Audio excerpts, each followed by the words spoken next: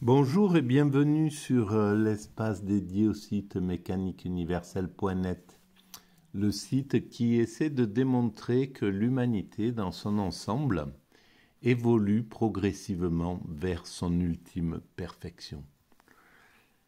Cette ultime perfection, c'est la rencontre avec l'être dont parlent les Grecs et dont nous allons un petit peu voir la teneur à travers cet ouvrage de Jean Brun, Les conquêtes de l'homme et la séparation ontologique.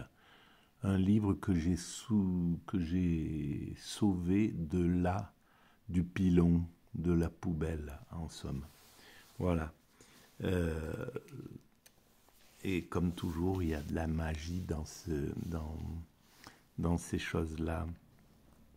C'est assez étonnant. Alors, parce qu'en fait, ça tombe bien, quoi. C'est bien de commencer de parler de ça aujourd'hui, de l'ontologie. Alors, donc, selon moi, dans ma théorie, que vous trouvez donc à l'adresse mécaniqueuniverselle.net sur Internet, l'humanité évolue dans son ensemble, hein. C'est l'ensemble humain, c'est pas un groupe humain c'est pas une course avec un groupe qui va arriver en tête et qui atteindra la perfection pendant que les autres resteront à la porte du village ou de la forteresse. Non, on voit souvent ça dans les films de science-fiction, hein. C'est une sorte de seignoria qui domine, qui arrive et puis un monde qui est complètement asservi autour. Alors peut-être qu'on passera par une étape un peu comme ça, avec une sorte de dictature planétaire, qui sait, c'est possible. Mais c'est pas la finalité, évidemment. Comme toutes les dictatures, celle-ci sera renversée un jour ou l'autre. Voilà. Donc si c'était le cas, si on devait passer par ce type de mésaventures, et c'est clair que quand on voit ce qui est en train de se passer, on a bien le sentiment que on évolue vers quelque chose de difficile comme ça, avec un groupe de dominants qui tient un peu la planète, mais des dominants qui sont de toute confession, de tout pays, de toute nation, de toute couleur, etc. Hein. Ça serait c'est un groupe de personnes qui ont accès au pouvoir et qui, par leur manque d'empathie, peuvent maltraiter leur peuple, comme c'est le cas par exemple de ce qui s'est passé avec les Gilets jaunes. C'est-à-dire que on ne peut pas l'entendre, on ne peut pas écouter ce que le peuple a à dire, pourquoi il souffre, pourquoi il se révolte. Il ne se révolte jamais comme ça par plaisir, hein. C'est toujours arrivé à une sorte d'insupportable. C'est toujours quand la goutte d'eau déborde.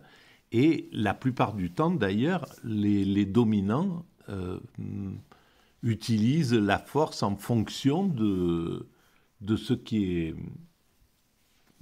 est proposé.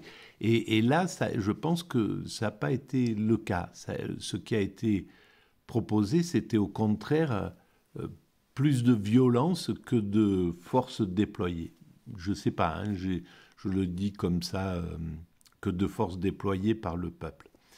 Je ne sais pas. Peut-être que le peuple a fait suffisamment peur aux dominants pour qu'il emploie la force, une force un peu brutale pour le neutraliser. En tout cas, il a réussi à neutraliser l'énergie populaire qui voulait un changement. Et curieusement, derrière ces épisodes, on pourrait croire que, surtout en démocratie, que ce qui va s'imposer, ça va être une écoute plus intense du peuple. Voilà, ok, je vous ai compris, quoi. C'est un peu ce que De Gaulle a fait, peut-être, après 68, même s'il a mis la répression à bloc. il est sorti de ça, mais derrière, il y a eu une vraie écoute. Et puis, voilà, un chef d'État qui s'en va, quoi, qui comprend qu'il y a quelque chose qui a changé et que le peuple, c'est lui le souverain. Et donc, là, par contre, on dirait que derrière ces épreuves de force, et partout, hein, c'est valable en Russie, comme en Chine, comme en Europe, comme en France, comme aux États-Unis, etc. Eh bien, derrière, il y a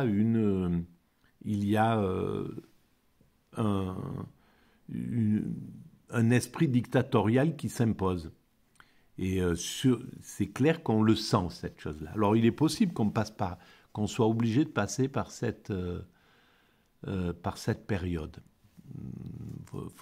Ou alors par une période de guerre vraiment intense, violente, je ne sais pas. Il y a quelque chose qui est en train de se profiler quand on a un peu ces antennes sorties. Et on voit bien qu'ils n'arrivent plus à résoudre le problème par l'intelligence. Il y a trop d'énergie qui est à la manœuvre, trop de testostérone pour que l'intelligence puisse résoudre les problèmes. Donc l'humanité, le grand fleuve de l'humanité ne s'embarrasse pas des barrages et des choses. Hein. Ça contourne ou ça renverse ou ça passe par-dessus. Quoi qu'il arrive, il faut que ça passe. Il faut qu'on sorte de cette période et si ce n'est pas par la conscience, ça sera par la violence. Voilà. Mais on en sortira, quoi qu'il arrive. Alors voilà, donc ça c'était une introduction longue comme d'habitude. Et on va utiliser cet ouvrage de Jean Brun, Les conquêtes de l'homme et la séparation ontologique. Alors j'en étais là.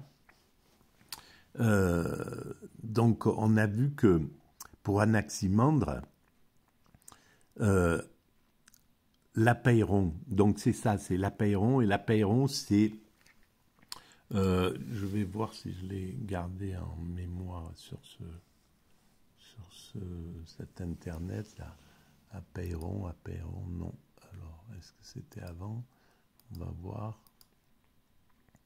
Alors apeiron, en grec ancien, illimité, quelque chose qui n'a pas de limite. Donc en fait, c'est le principe créateur.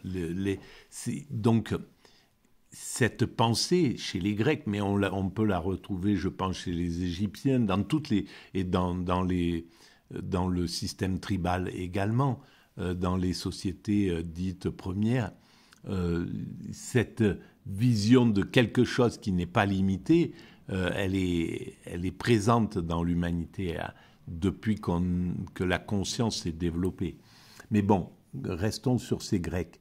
Donc les présocratiques, pour les présocratiques, l'apeiron, c'est un concept philosophique présenté la première fois par Anaximandre au VIe siècle avant Jésus-Christ, pour désigner ce principe originel que recherchaient les tenants de l'école milésienne, c'est-à-dire les antérieurs à Anaximandre.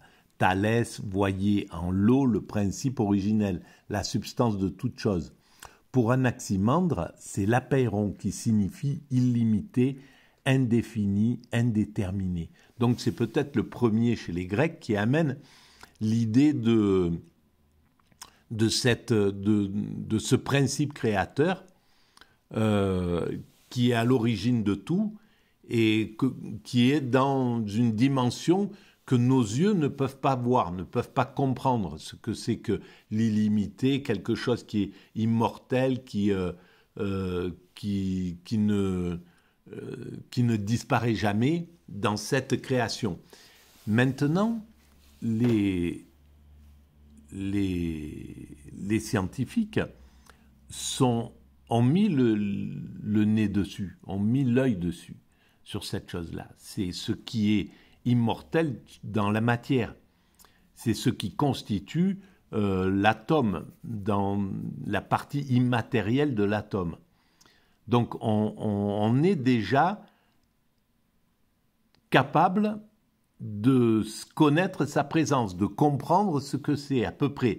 Si on ne sait pas exactement encore, on peut fait pas, il n'y a rien pour faire le lien entre ce principe créateur immatériel qui est dans l'atome et ce qui a créé cet univers avant que l'univers soit mis en route.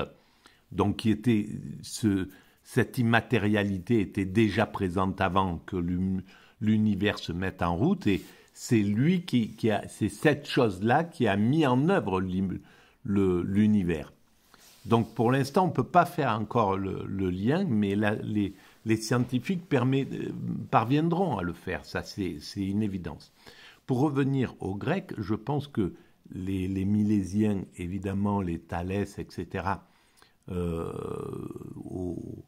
au 7e siècle avant Jésus-Christ, je pense que c'est à peu près dans ces eaux, eux-mêmes, je pense qu'ils ont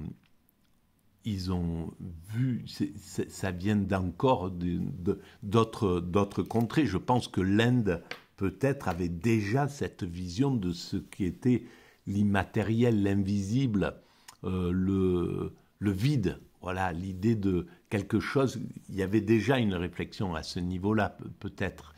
Et comme à cette époque, et comme à toutes les époques, les hommes voyageaient beaucoup, finalement, il n'est pas dit qu'il n'y ait pas eu des rencontres entre les Grecs et les Indiens, les Hindous, ou par d'autres arrivées avec les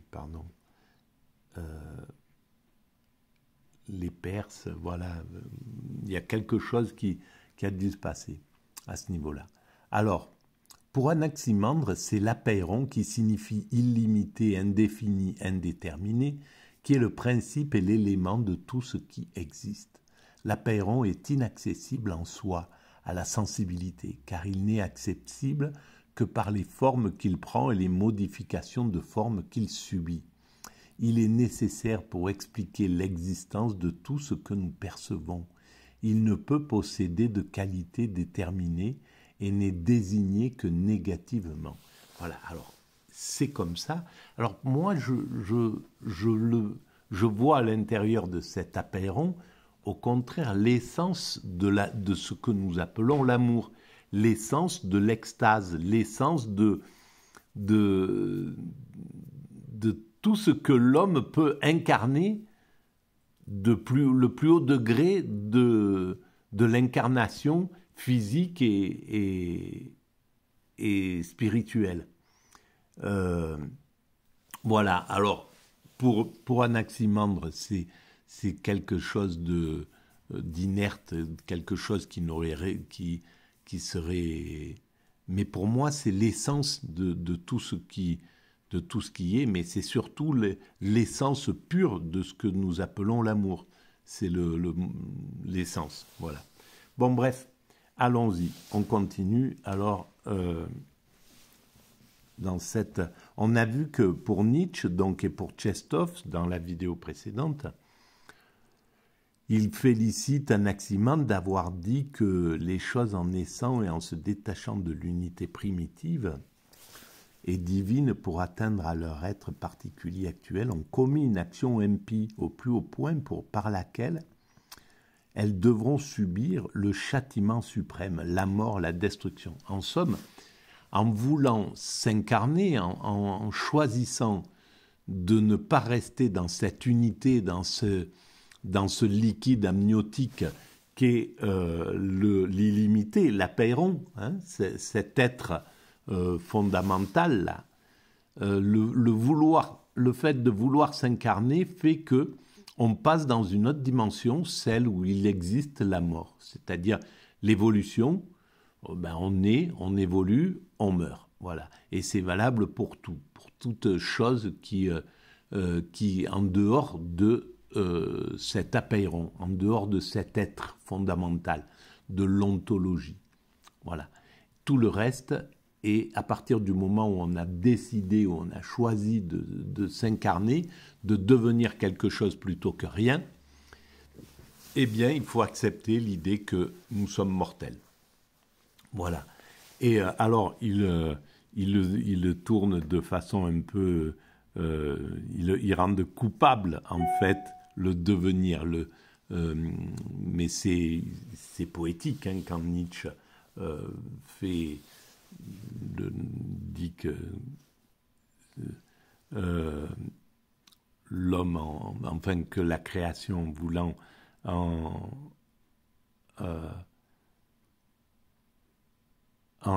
acceptant de devenir, en acceptant de passer dans le devenir, eh ben, c'est à cause de lui qu'on a la mort. Alors, je vais continuer. Le temps est donc l'expression de cette tragédie fondamentale de l'existence née d'une cassure.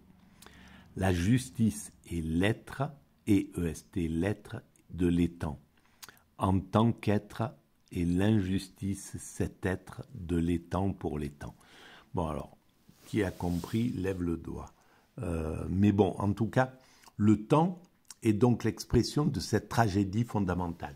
À partir du moment où le temps est là, évidemment, il y a la corruption et la mort, c'est-à-dire l'évolution, la corruption et la mort. Et donc, mince, qu'est-ce que c'est que ça? Voilà, je me demande si on ne va pas me livrer quelque chose. Bon, bref. Donc, le temps, c'est lui qui aurait lancé cette aventure. Et le temps, curieusement, apparaît à un moment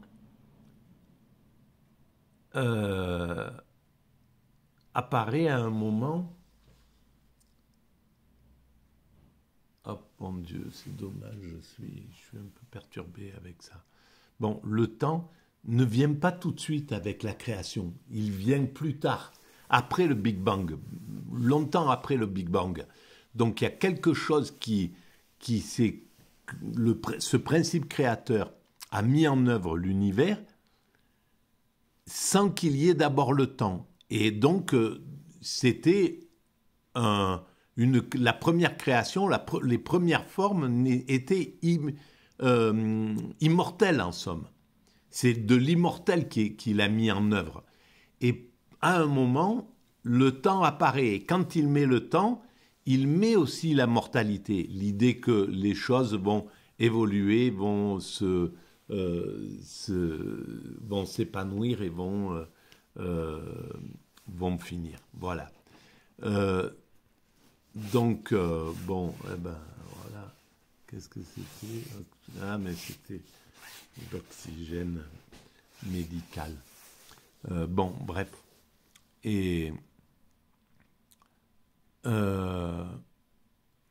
voilà. Alors, ça, c'est quand même très intéressant, cette idée-là du temps qui vient plus tard, qui est une notion qui vient plus tard. Et curieusement, dans l'état d'extase que cherche à atteindre l'humanité, en somme, et que nous atteindrons dans quelques siècles, encore quelques siècles d'évolution, eh bien, on s'affranchit du temps. On ne s'affranchit pas du temps de façon physique, c'est-à-dire, évidemment, on continuera à vieillir, à avancer, à aller vers la mort, évidemment. Mais sauf que le temps et la mort n'existeront plus dans l'esprit de l'extatique, dans l'esprit de celui qui a atteint le nirvana, l'éveil. Il n'y a plus la présence de la mort, tout simplement parce que on ne peut pas quitter l'immédiat dans cet état-là. On est posé dans le présent absolu. Donc, dans le présent absolu, la mort n'est pas là. La mort est, même si elle est demain ou dans une heure, on n'est pas encore mort. Donc, dans cet état-là, il n'y a pas de référence à la mort. Et donc, pas de crainte, pas de peur, etc. C'est pourquoi l'humanité cherche à atteindre cet état subliminal. pour s'affranchir en réalité de la mort. Voilà, parce qu'on cherche tous à s'affranchir à ce niveau-là. Alors il y a ceux qui cherchent à s'en affranchir de façon à travers, comment on dit, à travers en repoussant l'âge de la mort. C'est le travail, là, dans la Silicon Valley, tous ces types, et puis partout sur la planète, qui cherchent à repousser les limites pour vivre le plus longtemps possible. Il y en a même qui disent que l'homme qui vivra 1000 ans est déjà né, tu vois. Donc, c'est possible hein, qu'on arrive à repousser, mais 1000 ans, c'est rien, même si ça existait. Évidemment, c'est beaucoup pour un être humain, mais il faudra quand même songer à mourir. Et s'il faut avoir peur de préserver sa vie pendant 1000 ans, c'est compliqué, quoi. Hein. Voilà. Donc, et soit on n'a pas peur de mourir dans la vie ordinaire, et auquel cas on prend des risques, on n'en a pas peur, mais ça veut dire qu'on vit aussi une vie en relation à ça. Bon, bref, je vais arrêter là. Je suis désolé, vous l'avez sans doute entendu, j'ai un peu du mal à avoir de l'oxygène. Et c'est marrant, tiens, ce camion s'est arrêté juste devant chez moi, et c'est un distributeur d'oxygène. Bon, et ben voilà. Donc, une petite indication. En tout cas, donc ça met un peu de confusion dans ma façon d'exprimer les choses. J'espère que vous en retirez quelques bénéfices et que vous comprenez ce que je veux dire dans le fond. Voilà.